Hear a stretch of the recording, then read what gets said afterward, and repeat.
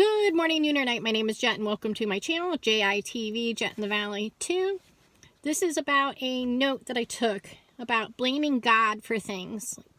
Putting the blame of the bad things on God. Blaming God for bad things. So, look, it's John 4:7-20 states very clearly that God is love. And God is perfect love and only good. God is only good. There's no bad. In him there was no darkness. There's no opposing love in God or anything that he does, did, or ever will do. Okay? So the note I took said, God didn't do those bad things to you.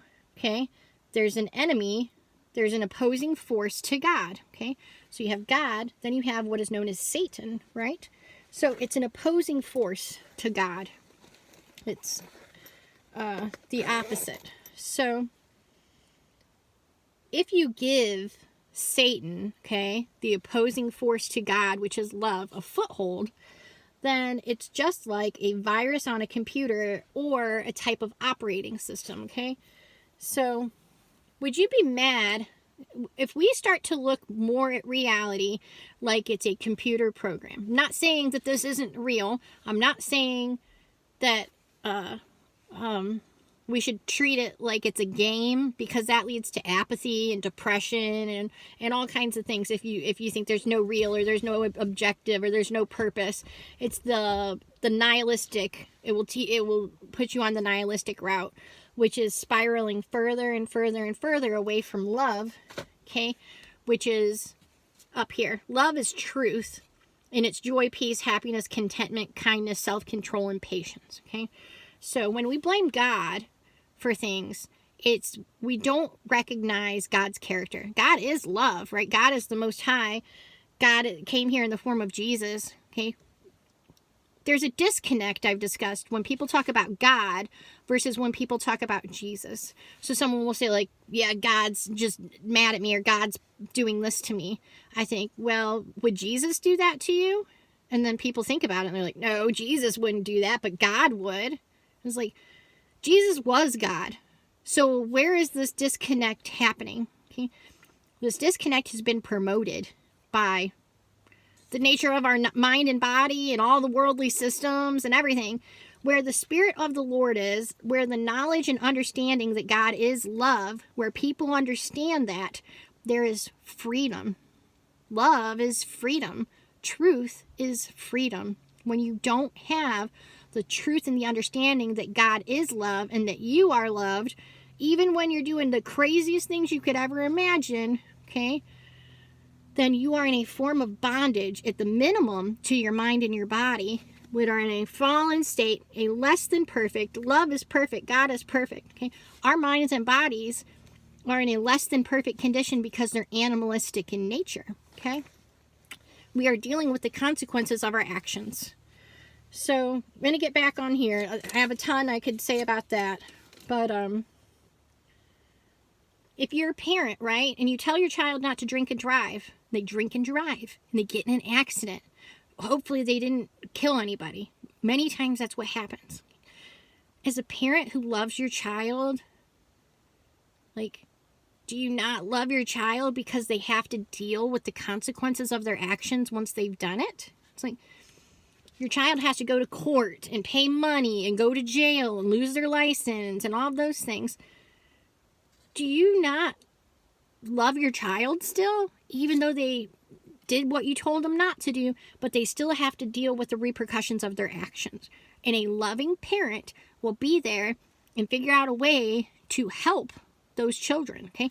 God came here in the form of Jesus to bring us the Holy Spirit, which is the frequency of life and of love, okay? For anybody, he came here not to condemn us, but to help us have life and have it more abundantly, okay? We need to have life. Earth and the state of everything, it's in decay. It's a mortal system that focuses on death, okay? Jesus and God are love and life and truth. The earthly systems are, it's falseness, okay, because it's in opposition to love. It's not truth, and it's death. It doesn't promote life. These systems are promoting death, simply at a basic level by not promoting life. Okay? So God is love and loves us, and that doesn't change the fact that we have to deal with things that we have to deal with. Okay? But he's there for us. He came here in the form of Jesus to bring his life so that we can get back on the vine and hook back up with God. Most people are suffering from separation anxiety. You can look at it in children, right? So a child's used to their parents. Say the parents are going to go on a date and they drop the kids with the grandparents, right? Now the kids are going to freak out and scream. Not every time, but they'll freak out and they'll scream bloody murder and they'll do all these different things because their parent is gone. The person who is there, people who are there to protect them and care for them, that they trust and all of those things, right? They are gone. They've lost connection with them. They don't have, they aren't connected. They're totally just out there all by themselves. Now, some children deal with that all differently. Some will cry and scream. Some get mad and angry. They feel neglected. They feel abandoned. They feel disappointed. They feel all different varieties of things, right? But did that parent disown them? Did that parent do anything wrong other than go on a date, right? Or say the kid, let's look at it this way. The kid wanted to go spend the night somewhere, wanted to go to a friend's house, you know? Excuse me. So the parents dropped him off, right? And the parents left, right? The parents didn't do anything wrong, right? Right and wrong or whatever. This is the nature of the reality of the situation that we find ourselves in. Okay? We are separated from God. Can you see him with your eyes? Can you see God? Can't see God anywhere. Okay, so we got cut off from God, right? To think that we could learn and know the difference between right and wrong, which is an impossibility because right means love, okay? And wrong means anti-love. And God is love. So the whole time, there was no way. When we bought the lie, we thought God was just trying to lord over us and didn't want to give us everything and was just like holding out on something for us, right? When the whole time, he didn't do anything wrong. He was just trying to keep us safe. He told us what would happen if we made this decision to eat the fruit of the knowledge of good and evil, right?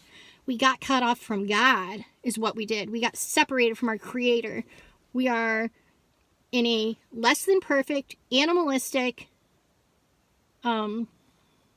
it's fallen, okay? We were up here with God, right? And then we chose to separate ourselves.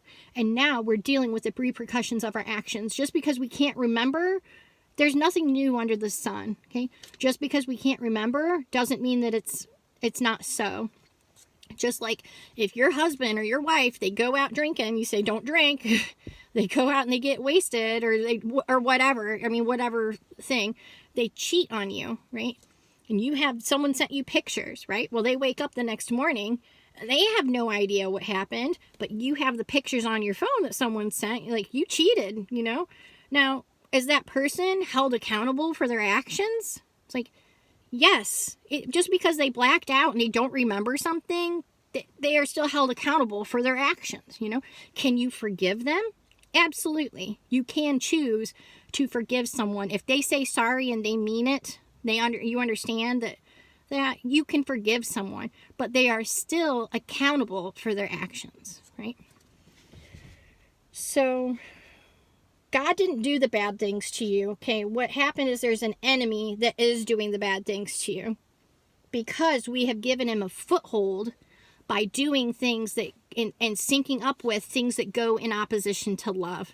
By choosing to function from anti-love, you are giving the enemy a foothold, right? So there's love and there's anti-love. When you're using your mind and your body, which already want to do anti-love, and you're doing all this anti-love stuff, the stuff that goes against life, then you are choosing to go against God, okay, which is love. Which, if you understand love, you're a souled individual. You have the spirit life life force energy that understands love and can comprehend love, then you belong to the Most High God, the God that came here in the form of Jesus. That's who you belong to. So whenever you do things that go against God, which is love, it makes you sick. These things make you get sick because truth and love and life are up here. The anti-love will bring you further. The anti-love is down here. So you start to spiral down when you get away from truth and love in life. Okay? And that is what makes us get sick. Because when you're in truth and love and life, you have joy, peace, contentment, kindness, self-control, patience, you have order, things aren't totally insane, and you have love, and that's the fruits of the spirit of love. You can't get those gifts, you can't get those things when you function in opposition to love. When you go against love, you can't get all of those things. You will get greed and envy and selfishness, and you won't be content, you won't have patience, you won't have self-control, you won't have all of the things that love gives you if you continue to go against love, right? Anti-love, love. When our mind and our body are naturally, they want to go against love. That's why there's nothing we can do. There's no works or anything that we can do to make God love us more, because our mind and our body are in opposition to love. So it's a gift, right? It was a lifeline, literally a lifeline, to offer to everybody in a body to choose love or anti-love. Okay? That is the nature of reality. People say there's no purpose to life. Okay? The purpose to this life is for you as a souled individual, a person with the capacity for love. It's for you to choose, do you want love? Or do you want to continue with the lust and the greed and the envy and all of the things that go against love? The pride and the ego and all of these things, they go in opposition to love. This is the period of time that we choose. What do you want? Do you want the love and life and the joy, peace, contentment? Or do you want the greed and misery and lust and envy and all the things that make us get sick? Okay? The anti-love is what's making us get sick. When you sync up with love and you choose love, that will help you get healthy. When you choose the anti-love and go against love, that's what makes us get sick. Okay? You start to choose the anti-love stuff when you believe lies. You're believing a lie. You have to identify what lie you're believing and where the lie is coming from if you are solely functioning from an anti-love perspective. Okay? Whether you think that God doesn't like you, God did these things to you. If you need help identifying this, study, what did I just call it? Separation anxiety. Okay, do a little bit of studying on separation anxiety and see what kids say, because we are the kids, okay? We're in big people bodies, but we were little kids, right? We were little babies, and then we were raised, but our bodies have changed, but it's still us that's inside of here. So when things happen to you as a child, it's still you. It's not a separate thing. It's you. This is what makes up you, okay? So we still have those feelings and emotions and different things that sometimes you need to identify what is true and real and what is not true and real. Like, say your parents never loved you or different things like that, or no one loved you. That's not true. And you have to learn. I'm not saying about, if you understand love and you need love, you feel like you need love, okay? You are loved. That's why you have love in you. It's written on your heart and in your heart. And you will know that you're loved so much that God came here in the form of Jesus and did what he did to bring us the helper, the teacher, the lifeline, which is the Holy Spirit, which is the frequency of life. If you understand anything about what I'm saying, and you can look around at people, and they are flowers in a vase. Okay, they're flowers in a vase. They look like flowers, right? People look like people, and just like flowers in a vase, they look like flowers because they are flowers. So these people, they are people, But if they don't have love, okay, if they haven't come to these conclusions, it's the saving knowledge of love, which came here in the form of Jesus to show us what love, perfect love, and the character of God. If these people have not realized that yet, then they're literally flowers in a vase. They don't have the frequency of life and love in them. Okay? They look like us, and they look like people, and they look like they look the same, but they are not the same. They don't have the spirit, the frequency, the life force energy of love. Okay? It's something that some people have it and they don't know it, and so they're learning about what it is. Okay, it came from God. If you love love and you're of love, you came from God. Okay, so that's who you need to sink. You need to get to the saving knowledge to learn that you're of love and start to sync yourself up with love. That's how you get healthy and strong and better. Okay, if you're down here and in the dirt and you've killed people and you've murdered and you've stolen and you cheat and you're pride and you've done things, you've made people do stuff for money for you and all these different things. Okay, the world, I heard someone say this, I didn't coin this, but this is true. It said the world may never forgive you, right? The world wants you to do all of those things so that its systems can keep functioning. The world wants you to mess up and do anti-love stuff so that it can condemn you. It's the opposite force of love.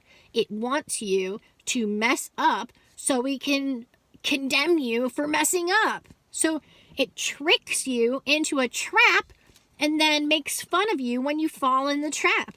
It's like, it's a trap. Okay, that's the whole thing. It's a snare. They try and catch you in a trap. Okay, so you have all this pain in your life, right? You've been abused and neglected, and now you're 15 years old and you're at a party, right? And someone's got some perks or something, and you're like trying to kill the pain. You're just like doing and trying different things. It's like this enemy and this opposite of love force knows when you're weak, okay? It knows when you're down and out and weak, and that is when it attacks you, because anti-love is a coward. Okay? We of love we were given the power of love and of a sound mind and strength. Okay? The anti-love is a sucker punching sissy. Okay? So it tricks you so it has a fair chance because it's not strong. It's not as strong as you. And that's why we're meant to be overcomers. We overcome all these little traps and all these little sucker punches that the enemy has set out for us. It's a snare. Okay, so a snare is a trap that you set for an animal. They walk in it, and it yoinks them upside down from what they're supposed to be. It inverts them. Okay, it inverts them. You get caught in a snare, now you're upside down. So if you are a love-based living individual and you love love and you're of love, right? You get caught in a trap of, there's plenty of traps. So if you understand love and you know love, you're of love, you're supposed to be a love-based living individual. Now you've fallen into business where you basically rob people, or you steal from people, or you beat people up, or you're functioning from a state of lust as opposed to love. Okay? You're anti-love. You got caught in a snare, flipped upside down. Now you're functioning in opposition to love, which is what you actually want, what you actually are, what you're actually of, and where you're going to return to. Okay? Things have to get very, very bad and very, very inverted many times for people to come to the saving knowledge, to understand that God is love and he came here in the form of Jesus. Okay? That's what it says. Come to the saving knowledge of Jesus, which means you understand love, and love is freedom. It is your right, your God-given right and freedom to be able to choose to function from love as opposed to the anti-love. The anti-love is animalistic in nature. It goes against love, right? And it feeds into your mind and your body, and it'll always promote the things that your mind and your body want. But you can't get joy, peace, contentment, happiness, self-control, peace, patience, and order, contentment. None of those things can come from simply following your mind and your body and the fleshly desires of everything that it wants, because it's animalistic in nature. You can't act like an animal, right, and get the gifts of love, because we aren't beasts, okay? Beasts don't have the capability of love, right? They don't have the capacity of love to the extent of that humans have, okay? So I'm going to have to start this over again on another one. So, all right, I'm going to go ahead and call that one good. And so basically the whole gist I'm always going to say is choose love. Identify love, identify anti-love, and choose love, okay? Choose love, and then that way you get all the gifts of love. You get synced back up with love. You're hooked up to the vine of life, okay? And then you'll have all the gifts of love. They'll come in and you'll have all the gifts of love. And with that, much love and many thanks, and I love you. Thank you.